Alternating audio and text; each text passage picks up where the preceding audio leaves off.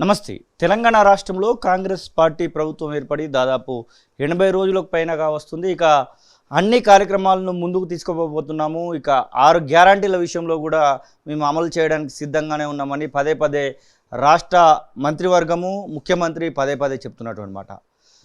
వీటితో పాటుగా 2 రోజుల కింద సెక్రటరేట్లో ముఖ్యమంత్రి దాదాపుగా తెలంగాణ రాష్ట్రానికి సంబంధించినటువంటి పౌర సమాజంగా చెప్పుకునేటువంటి దాదాపు చాలామందిని అయితే పిలవడం జరిగింది. దానిలో ప్రొఫెసర్ హరగోపాల్ సార్ కూడా పాల్గొనడం జరిగింది. అసలు అక్కడ ఏం జరిగింది, అక్కడ జరిగినటువంటి చర్చ ఏంటి, మొదటిసారిగా ముఖ్యమంత్రిని రెండో ప్రభుత్వంలో ఏర్పడ్డటువంటి ముఖ్యమంత్రిని కలిసిన తర్వాత అసలు అక్కడ ఎలాంటి సంభాషణలు జరిగాయో తెలుసుకునేటువంటి ప్రయత్నం చేద్దాం. సార్ నమస్తే. కాంగ్రెస్ ప్రభుత్వం ఏర్పడ్డ తర్వాత రేవంత్ రెడ్డి ముఖ్యమంత్రి అయిన తర్వాత మొదటిసారిగా సెక్రటరియట్లో మొన్నే కలిసిరు అనుకుంటున్నాం. అసలు ఎలాంటి చర్చ జరిగింది అక్కడ? ఆ చర్చ తర్వాత చాలా మాటలు కూడా వినబడ్డాయి పేపర్లలో, టీవీలలో. మాకు సంబంధించినటువంటి ఇన్ఫర్మేషన్ ప్రకారం ఒక రైతు కమిషన్, విద్యా కమిషన్ ఏర్పాటు చేయబోతున్నారు అనేటువంటి మాట మాత్రం వినబడతా ఉంది. అసలు అక్కడ జరిగినటువంటి చర్చ ఏంటి, మొదటిసారిగా కలిసినటువంటి ఆ సందర్భం ఎట్లా అనిపించింది?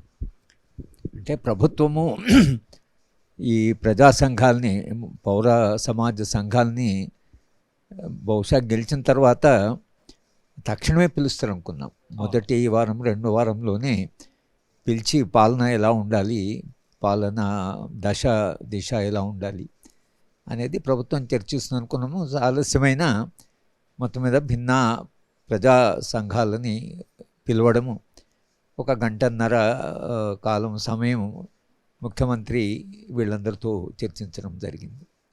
ఈ వెళ్ళిన వాళ్ళందరూ కూడా చాలా స్పష్టంగా, చాలా ఖచ్చితంగా, తర్వాత చాలా నిష్కర్షగా మాట్లాడేవాళ్ళే దాంట్లో చాలామంది ఉన్నారు.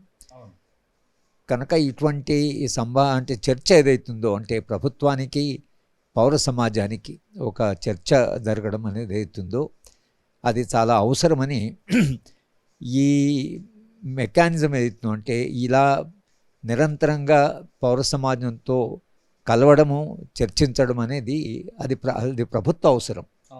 సమాజ అవసరం కంటే కూడా అది ప్రభుత్వ అవసరం.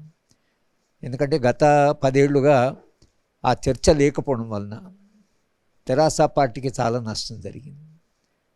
ఎందుకంటే అది ఉద్యమం నుంచి వచ్చిన పార్టీ. నిజంగా ఇలాంటి చర్చ వాళ్ళు జరిగి ఉంటే చాలా తప్పులు జరిగేవి కాదు. విధానపరంగా కూడా కొన్ని జాగ్రత్తలు చెప్పేవాళ్ళు సమాజం నుంచి వెళ్ళేవాళ్ళు. కానీ ఆ చర్చ కేంద్ర స్థాయిలో కూడా పరిస్థితి అది. వాళ్ళకుండే సంఘాలు ఏవైతున్నాయో వాళ్ళ ద్వారా వాళ్ళకి సమాచారం కానీ వేరే వాళ్ళ అభిప్రాయాలు వినడానికి వాళ్ళు కూడా సిద్ధంగా లేరు.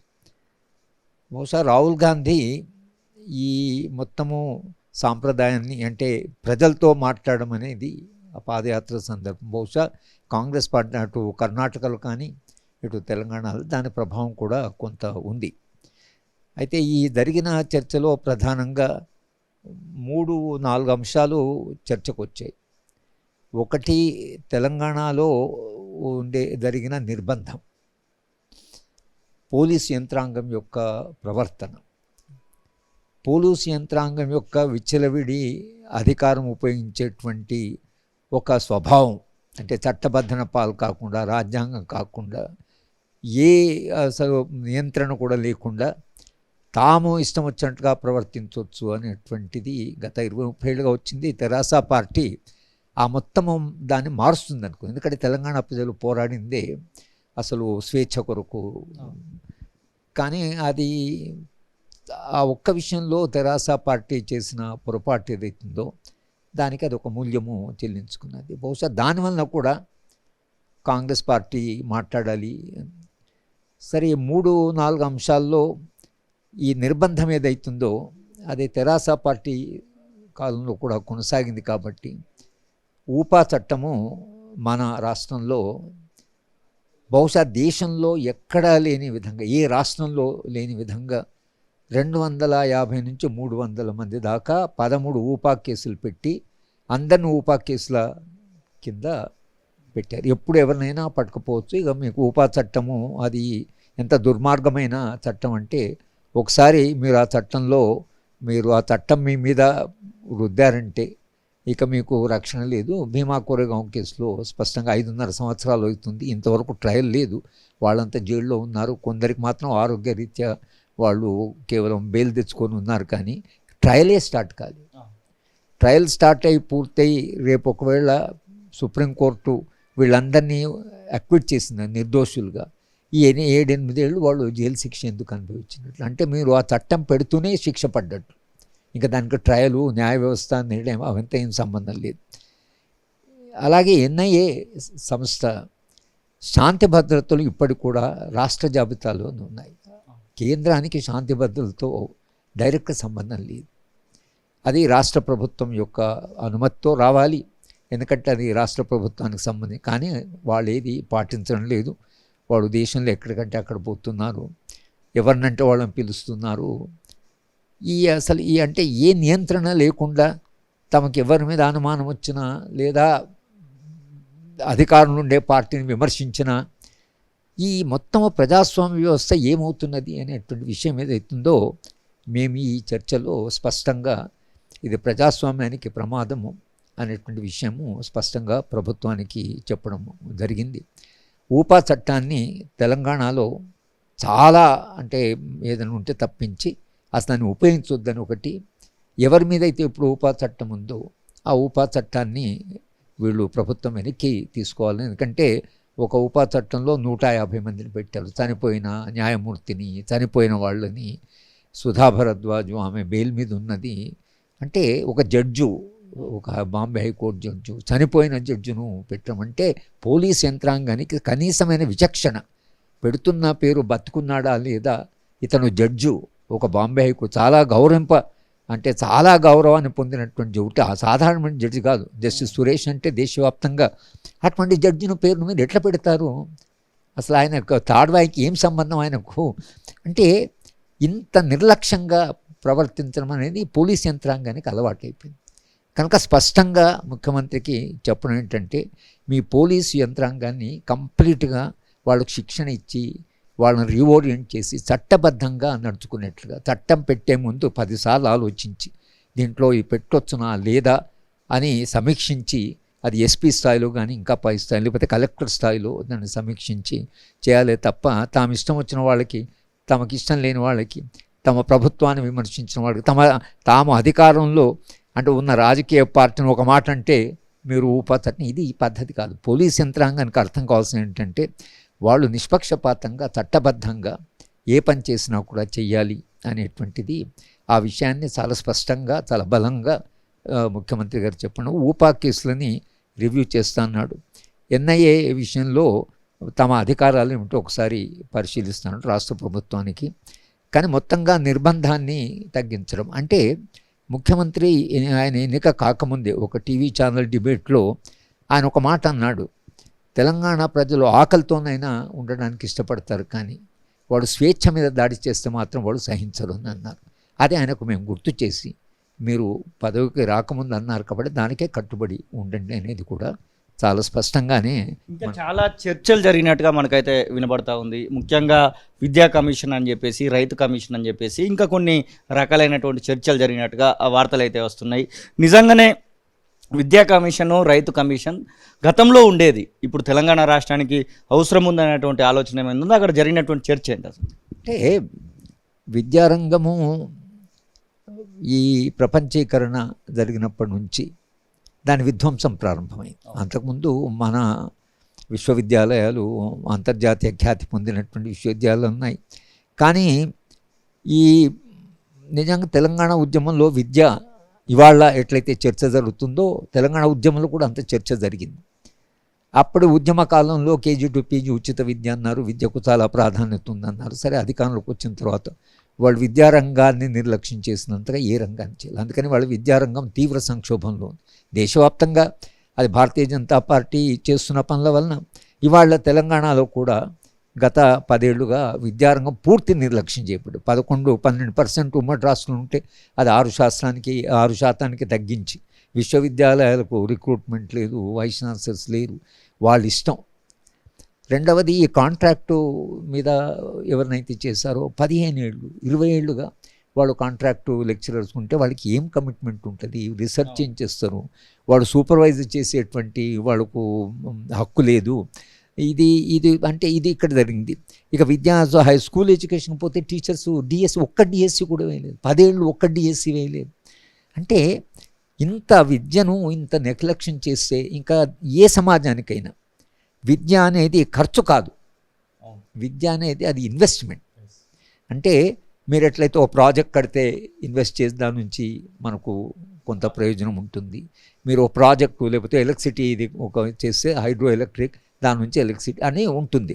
విద్య కూడా అలాగే మీకు మనుషులు ఎదిగి మనుషులు చాలా నైపుణ్యత సాధించి దేశవ్యాప్తంగా ప్రపంచవ్యాప్తంగా వాళ్ళు సేవలు చేయొచ్చు. తెలంగాణలో కూడా ఉండేటువంటి తెలంగాణ ప్రజల యొక్క అవసరాలను తీర్చడానికి విద్యారంగం నిపుణులైన వాళ్ళు, సామాజిక బాధ్యత ఉన్నవాళ్ళు, సమాజానికి స్పందించేవాళ్ళు. అటువంటి విద్యారంగాన్ని మనం మెడికల్ ఎడ్యుకేషన్ కానీ ఇంజనీరింగ్ ఎడ్యుకేషన్ కానీ అటువంటి వాళ్ళు రావాలి. కనుక ఆయనకు మనం ఈ విద్యారంగంలో ఉండే చాలా సమస్యలు ఉన్నాయి కాబట్టి ఇక ప్రభుత్వం ఒక్క సమస్య ఆ సమస్య ఈ సమస్య అని కాదు, మొత్తంగా ఒక్క కమిషన్ వేసి అన్ని సమస్యలను సమగ్రంగా స్కూల్ విద్యని, హైయర్ ఎడ్యుకేషన్, ఉన్నత విద్యని, విశ్వవిద్యాలయాల్ని అని ఏం చేయాలి అని ఆయన చాలా అంతకుముందు అన్నాడు. ఈ మాట్లాడిన సందర్భంలో 2-3 సార్లు విద్యా కమిషన్ గురించి ప్రస్తావించారు. అలాగే వ్యవసాయ రంగమే ఎలాగో అది సంక్షోభం ఉంది, రైతు ఉద్యమాలు జరుగుతున్నాయి. తర్వాత రైతుకు సంబంధించిన వాళ్ళు కూడా వచ్చారు కాబట్టి వాళ్ళు ఆ సమస్యను చెప్పారు. చెప్తే ఆయన మొత్తం రైతాంగ సమస్యను సమగ్రంగా పరిశీలించడానికి ఒక కమిషన్ ఒకటి, అగ్రికల్చరల్ కమిషన్ వేస్తాము అనేటువంటి మాట ఒకటి అన్నారు. మూడవది మైనారిటీస్ కొందరు వచ్చారు కాబట్టి వాళ్ళ సమస్యలు వాళ్ళు చెప్తే దానికి కూడా తాను స్పందించి మేము చేస్తామని అన్నారు. ఇంకొక సమస్య మేము డిస్కస్ చేస్తే హైదరాబాద్ నగరము ఇబ్బడి ముబ్బడిగా అభివృద్ధి అవుతున్నది. ఇప్పుడు నేను నిన్నే చూసాను 55 ఫ్లోర్ల ఇల్లుకు పర్మిషన్ ఇచ్చారు. అంటే గత ప్రభుత్వము మరి ఏం ఆలోచించిందో ఏంటో కానీ మీరు హైదరాబాద్ నగరంలో ఉండేటువంటి నీళ్ల సమస్య కానీ, ట్రాఫిక్ సమస్య కానీ, ఎలక్ట్రిసిటీ సమస్య, ఇవన్నీ సమస్యలే. ఇవాళ మనకు పవర్ స్కేర్సిటీ ఉంది. వాటర్ కూడా మనం కృష్ణా నుంచి తీసుకొస్తున్నాం కానీ హైదరాబాద్ నగరం సరిపోయేంత వాటరు, రోడ్లు, ఈ రోడ్లను ఇప్పుడు ఏమనించి ఇప్పటికే వైడెన్ చేసి ఫ్లైఓవర్ కట్టినా ట్రాఫిక్. మీరు 55 ఫ్లోర్ల ఇది కడితే దానికి నీళ్ళు ఎట్లా, దానికి అసలు ఎలక్ట్రిసిటీ ఎట్లా? వీళ్ళంతా 100 కార్లు ఉంటాయి. ఈ 55 కుటుంబాలు చాలా సంపన్న కుటుంబాలు ఉంటాయి. ఓరోరికి 2 కార్లు ఉంటాయి. ఒక 100 కార్లు అక్కడ నుంచి బయలుదేరాలంటే మీరు రోడ్డు మీదకి వచ్చినారంటే మొత్తము రోడ్ ట్రాఫిక్. అంటే ఆయన అంటే పోయిన ప్రభుత్వమే చాలా పర్మిషన్లు ఇచ్చాము, 50 ఫ్లోర్లకి 55 ఫ్లోర్లకి ఇచ్చారు. దాన్ని మేము పరిశీలించాలి అనే విషయాన్ని కూడా చెప్పడం జరిగింది. మొత్తం మీద చర్చ ఎలా జరిగిందంటే మేమే ఎక్కువ మాట్లాడాం. మేమే గంట ఆయన 10-15 నిమిషాలు మాట్లాడు. ఈ మాట్లాడుతున్నప్పుడు ఎక్కడ ఆయన జోక్యం చేసుకోకి విన్నారు. వాళ్ళకు సంబంధించిన అధికారులన్నీ పాయింట్స్ నోట్ చేసుకున్నారు. ఇవన్నీ కూడా పరిశీలిస్తాము అని చెప్పారు. విద్యా కమిషన్ వేస్తాము, అగ్రికల్చర్ కమిషన్ వేస్తాము, మైనారిటీ సమస్యలను పరిశీలిస్తాము, నిర్బంధాన్ని గురించి కూడా మేము పరిశీలిస్తాము అని అన్నారు. సరే, ప్రభుత్వాలు కొత్తగా వచ్చాయి కాబట్టి వాళ్ళు తప్పకుండా ఒక ఆశావాహంగా ఉంటారు. తర్వాత కొంత చేయాలనే ఉత్సాహం కూడా ఉండొచ్చు. కానీ ఇవన్నీ అమలు చేయడానికి చాలా పట్టుదల కావాలి.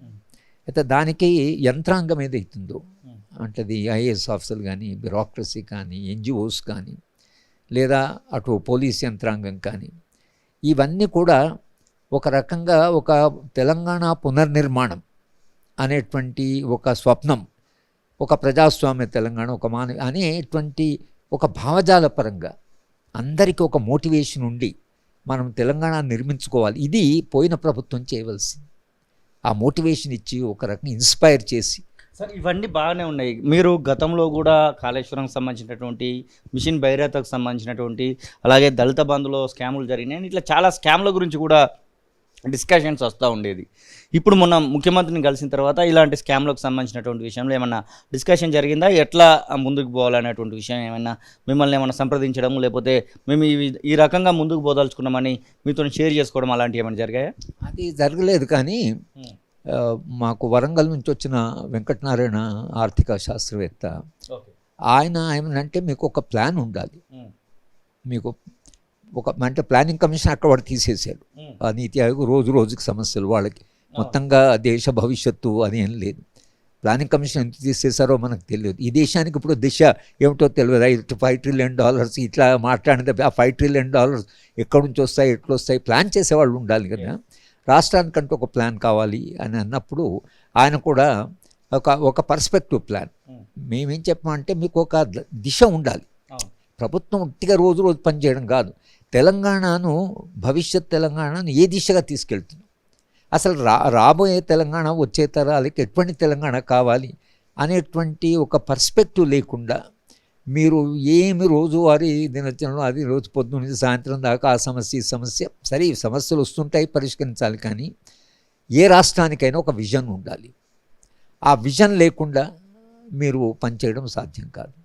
కనుక ఆయన ఏం చెప్పండి, మీకు ప్లానింగ్ ఉండాలండి. ఇప్పుడు ప్లానింగ్ బోర్డుకు చిన్నారెడ్డి గారిని ఎవరిని వేశారు, సరే దానికి ఫుల్ ప్లానింగ్ బోర్డు ఉండి దానికి రిసోర్సెస్ ఇచ్చి వాళ్ళ పని ఏమిటంటే నిష్ణాతులతో, నిపుణులతో చర్చించి తెలంగాణకు ఉండేటువంటి మౌలిక, ఇప్పుడు ఈ ప్రాజెక్ట్ కట్టారు కాళేశ్వరం కానీ, లేకపోతే మీకు రంగారెడ్డి పాలమూరు ప్రాజెక్ట్ కానీ, అసలు ఈ ప్రాజెక్టులు కట్టేప్పుడు దాని ఖర్చు ఎంత, దాని నుంచి ఎంత ఆదాయం వస్తుంది, ఎంత కల్టివేట్. ఇప్పుడు కాళేశ్వరం విషయంలో ఏమైందంటే ఇప్పుడు వచ్చిన ఈ సమస్యే కాకుండా కాళేశ్వరం మనకు పెట్టే ఖర్చు, ఎలక్ట్రిసిటీకి పెట్టే ఖర్చు, అవన్నీ దాని మెయింటెనెన్స్ ఖర్చు, ఒకవేళ మీరు ఎకరానికి అంటే మీకు నీళ్ళు ఇస్తే మీకు ₹100 ఖర్చు అయితే ఆదాయం ₹75 వస్తుందని నిపుణులు చెప్తున్నారు. అంటే నిరంతరంగా ఈ ప్రాజెక్ట్ వచ్చినాక ఆదాయం పెరగాలి.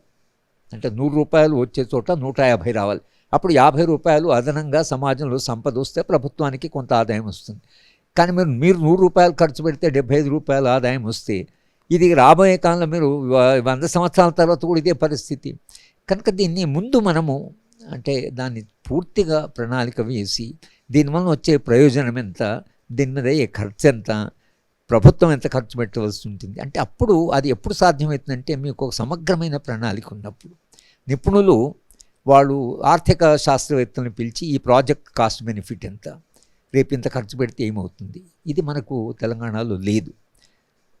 ఈ ప్రభుత్వానికి ఈ జరిగిన చర్చలో ఇచ్చింది ఏంటంటే ఒక ప్లానింగ్ అనేది ఒకటి ఉండాలి, ఒక దిశ సమాజానికి ఉండాలి. అయితే ఈ ముఖ్యమంత్రి గారు ఇప్పుడున్న పరిస్థితుల్లో అయితే వింటున్నాడు, స్పందిస్తున్నాడు. కానీ ఒక యంత్రాంగము, తన క్యాబినెట్, తన పొలిటికల్ పార్టీ, ఇక మాఫియా, తర్వాత ఈ భూ ఆక్రమణలు సంబంధించిన వాళ్ళు, ఈ ల్యాండ్ మాఫియా, ఇది ఒక పెద్ద మాఫియా ఉంది తెలంగాణలో. ఆ మాఫియాను తట్టుకోవడం, దాని బలాన్ని తట్టుకొని నిలబడి వాళ్ళు దాన్ని దాటి ఏమైనా చేయగలిగితేనే తెలంగాణకి ఏమైనా చేయగలరు. వాళ్ళు ఇప్పుడు కొంచెం సైలెంట్గా ఉన్నారు, కానీ వాళ్ళు చాలా తొందరలోనే వాళ్ళు రాష్ట్రంలో చాలా, ఎందుకంటే సంపద వాళ్ళ దగ్గర ఉంది. అప్పుడప్పుడు రాజకీయ పార్టీలకు కొంత సంపద కావాలి. ఇప్పుడు మాలాంటి వాళ్ళకి ఏమి ఇచ్చుకోవాలి, భావాలు ఐడియాలు ఇచ్చగలం, మనం డబ్బులు ఇచ్చుకోవాలి. వాడు డబ్బులు ఇస్తాడు, డబ్బులు వాళ్ళ దగ్గర ఉన్నాయి. దాన్ని తట్టుకోగలగాలి. ప్రభుత్వము గట్టి నిర్ణయం చేసి తన ఎమ్మెల్యేలని, తన మంత్రులని, తన పార్టీని మనము తెలంగాణ ప్రజలకు ఒక కమిట్మెంట్ ఇచ్చాం.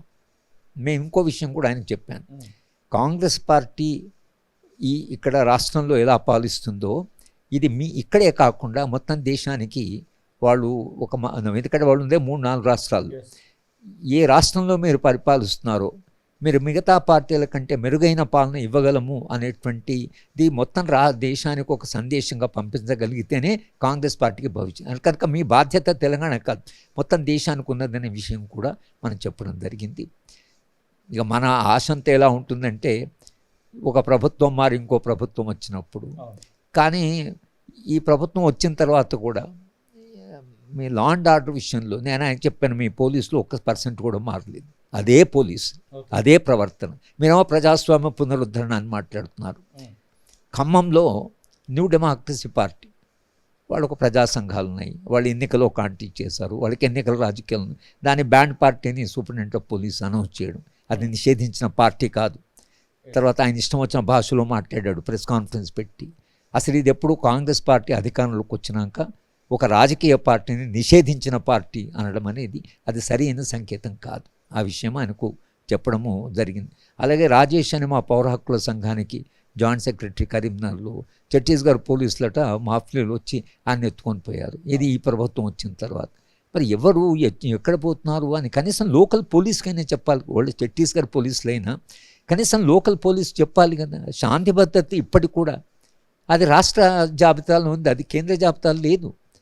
కానీ వాళ్ళు వచ్చేసి ఇలా మనుషుల్ని తీసుకుపోతే కుటుంబానికి తెలియదు, ఎవరు వచ్చారో ఎక్కడ తీసుకుపోయారో తెలియదు. కనీసం ఒకవేళ అతను ఏదన్నా అయి ఉంటే నేరారోపణ ఏమైనా ఉన్నా ఆయన మీరు ఒకవేళ అరెస్ట్ చేసినా మీరు లోకల్ పోలీస్కి ఈయన మీద ఈ ఛార్జెస్ ఉన్నాయి, మేము ఇతన్ని ఛత్తీస్గఢ్ తీసుకెళ్తున్నాము, మేము తర్వాత ఈయన మీద ఈ ఛార్జెస్ ఉన్నాయని వాళ్ళు నిరంతరంగా లోకల్ పోలీస్ చెప్పాలి. ఏం చెప్పకుండా మీరు అట్లా ఓ మనిషిని ఇంట్లోంచి ఎత్తుకపోతే అసలు ఇక తెలంగాణ మనుషులంతా భయపడుతూ బతకవలసి వస్తుంది. కనుక ఇది ఈ పోలీస్ యంత్రాంగం ఏదైతుందో ఇది మారవలసిన అవసరం అవుతుందో అది మనం స్పష్టంగా చెప్పడం జరిగింది. బహుశా ఆ ప్రభుత్వాన్ని పోయిన గత ప్రభుత్వాన్ని ప్రజలు తిరస్కరించి ఈ ప్రభుత్వాన్ని ఎన్నుకుందనంటే ప్రభుత్వం నుంచి వెళ్ళుకుని కొత్త ఆశలు. నేను ముందు చెప్పినట్లుగా తెలంగాణ ప్రజలు ఆకలితో ఉండడానికని సిద్ధపడతారు, కానీ స్వేచ్ఛ మీద దాడి జరిగితే సహించరని ఏ మాట అయితే ముఖ్యమంత్రి అన్నాడు ఆ మాట నిరంతరంగా ఆయన గుర్తుపెట్టుకొని. సార్, చాలామంది నుంచి వస్తున్నటువంటి ఆ మాట ఏంటంటే ఈ ప్రభుత్వం కేవలం ప్రజలలో నానే విధంగా మాత్రం ప్రదర్శిస్తుంది, వీళ్ళకు ఒక విజన్ లేదు అనేటువంటి మాటను చాలామంది రాజకీయ విశ్లేషకులు మాట్లాడుతూ ఉన్నారు. మీ అంచనా ప్రకారం వీళ్ళు 4 గ్యారెంటీలు అమలు చేస్తున్నామని చెప్తున్నారు, ఇప్పటికే దాని యొక్క అమలు జరుగుతుందని చెప్తున్నారు. ముఖ్యంగా కరెంటుకు సంబంధించి 200 యూనిట్లు నిన్నగాక మొన్న దాన్ని ప్రవేశపెట్టడం జరిగింది. గ్యాస్కు సంబంధించినటువంటి విషయంలో కూడా ఒక ప్రవేశపెట్టడం జరిగింది. ఇవన్నీ చేస్తున్నారు కానీ వైట్ రేషన్ కార్డులు ఎప్పుడు ఇస్తారనేటువంటి మాట చెప్పట్లేదు. ఇట్లా ఒక విజన్ అనేది లేదనేటువంటి మాట అంటున్నారు. మీ అంచనా ప్రకారం ఈ 80 రోజుల పాలన చూసిన తర్వాత మీకేమనిపిస్తుంది? అంటే దేశానికే విజన్ లేదు. ఓకే, దేశానికి విజన్ ఉంటే రాష్ట్రానికి విజన్, దేశానికే లేదు. రాహుల్ గాంధీతో అంటే ఈ ప్రభుత్వం కానీ రాహుల్ గాంధీతో నేను 4 సార్లు కలవడం జరిగింది. ఆయనకు ఉండే విజన్ మొత్తం అభివృద్ధి మీద ఒక ఆల్టర్నేటివ్ ఉన్నది అని మనం అనుకోండి. నిజానికి ఈ చర్చల్లో రేవంత్ రెడ్డి గారి చర్చల్లో రాజ్యాంగాన్ని మీ యొక్క ప్రణాళికగా అంగీకరించి అదే మీ మేనిఫెస్టో. ప్రజాస్వామ్య పాలన, చట్టబద్ధ పాలన, న్యాయపూరితమైన ఒక సామాజిక న్యాయంతో కూడిన సమాజం, ఇది రాజ్యాంగంలో రాస్తుంది. ఈ రాజ్యాంగంలో రాస్తున్న దాన్ని మీ మేనిఫెస్టోగా పెట్టుకోండి.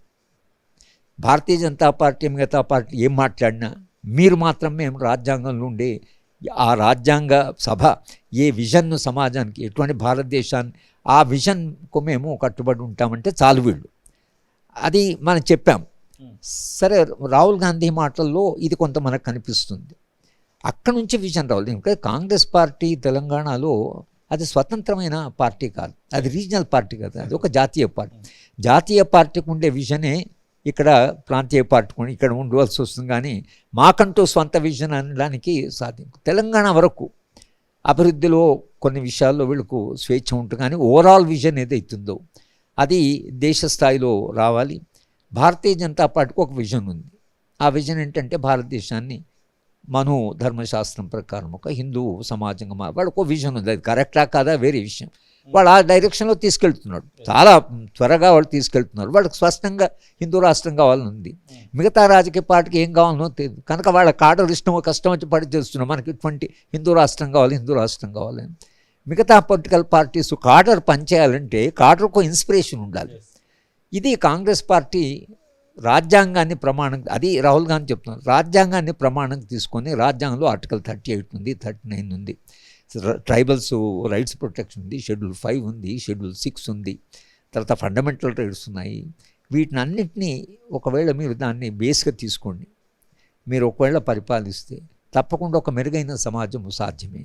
కానీ చేయగలరా చేయలేరా పెట్టుబడిదారులు, తర్వాత ఈ దేశంలో ఉండే అట్లా సంపన్నులు ఎవరైతున్నారో వాళ్ళు చాలా బలం. మీడియా మొత్తం వాళ్ళ చేతిలో ఉంది, వాళ్ళే పార్టీల యొక్క దిశ నిర్దేశిస్తారు. మనమంతా ఇక్కడ మీతో మాట్లాడినట్టు కాదు కదా. మొత్తం ఇంగ్లీష్ ఛానల్స్ చూడండి, అసలు వాళ్ళ పద్ధతి, వాళ్ళు మాట్లాడే పద్ధతి, యాంకర్స్ మాట్లాడే పద్ధతి, ఒక విషాదం. మా జనరేషన్కి మేము చిన్నప్పుడు పిల్లలుగా ఉన్నప్పుడు ఈ దేశము ఒక విజను, ఒక ఇన్స్పిరేషను, ఒక పేట్రియాటిజం ఇవి ఉండేవి.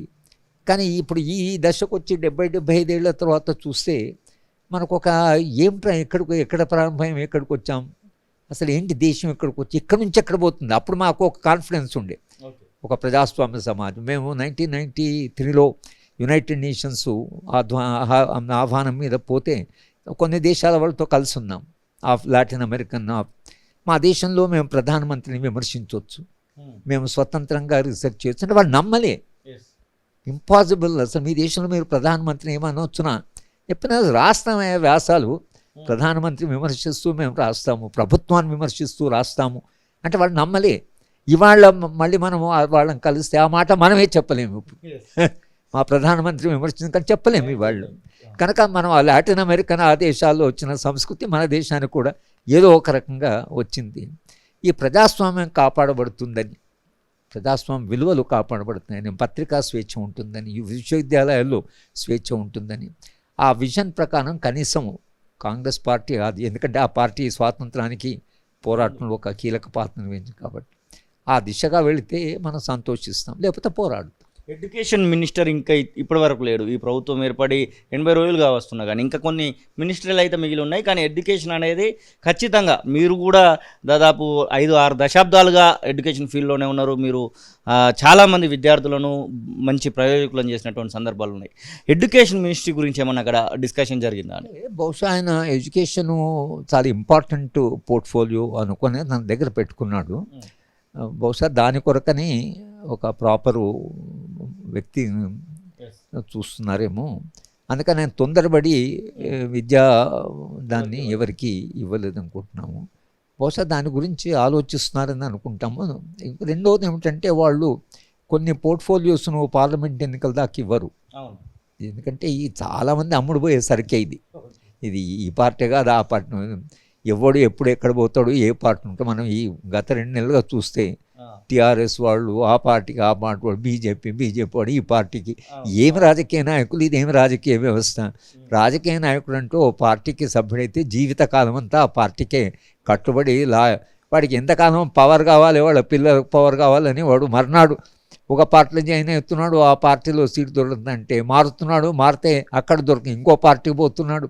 ఇది ఎంత అసలు ఇది ఒక ప్రజాస్వామ్య వ్యవస్థన, లేక రాజకీయ నాయకులు కేవలము తమ పిల్లలకి పవర్ కొరకనో లేకపోతే తమకు పవర్ కనో భూములు ఆక్రమించుకోవడానికి అధికారం ఉండే పార్టీతో, లేకపోతే మన కష్టం, లేకపోతే ఎన్ఐఏ వస్తుంది, లేకపోతే ఈడీ వస్తుంది. ఇది ఏమి రాజకీయాలు, ఇది భ్రష్టుపట్టిన రాజకీయాలు. దీంట్ నుంచి మనం బయటపడాలి. ఇది బయటపడడానికి వాళ్ళ కాంగ్రెస్ పార్టీ దానికి ఏమైనా దోహదం చేస్తే చరిత్రలో వాళ్ళకు స్థానం ఉంటుంది. పడిపోతే చరిత్రలో వాళ్ళంతా విలన్స్గానే మిగిలిపోతారు. ఇది ప్రొఫెసర్ హరగోపాల్ సార్ చెప్తున్న మాటలు. ఖచ్చితంగా రేవంత్ రెడ్డి అన్ని మాటలను వినడానికి అయితే సముఖంగా ఉన్నారు. అక్కడ అన్ని విషయాలను కూడా మేము ప్రస్తావించాము. ముఖ్యంగా భద్రతకు సంబంధించినటువంటి విషయంలో ఉపా కేసులు కానివ్వండి, ఎన్ఐఏ విచ్చలవిడిగా వచ్చి ఇక్కడ ఉన్నటువంటి పౌర సమాజానికి సంబంధించినటువంటి నేతలను తీసుకెళ్లినటువంటి సందర్భాలు కానివ్వండి, గతంలో పెట్టినటువంటి ఉపా కేసులకు సంబంధించినటువంటి విషయంలో కానివ్వండి, అలాగే విద్యకు సంబంధించి, వైద్యానికి సంబంధించి అన్ని రకాలుగా తీసుకోవాల్సినటువంటి చర్యలపైన చర్చించామని, ఖచ్చితంగా వాటిని ఖచ్చితంగా ఇంప్లిమెంట్ చేయాలంటే మాత్రం ఒక దిశానిర్దేశం ఉంటేనే ఇంప్లిమెంట్ చేయగలుగుతారు, లేదు అంటే ఇట్లా నార్మల్గానే ఉండిపోవాల్సి వస్తుంది అనేటువంటి ఒక భావన అయితే హరగోపాల్ సార్ వ్యక్తం చేస్తున్నటువంటి పరిస్థితి. కెమెరా పర్సన్ సతీష్తో శ్రీనివాస్, తొలి వెలుగు, హైదరాబాద్.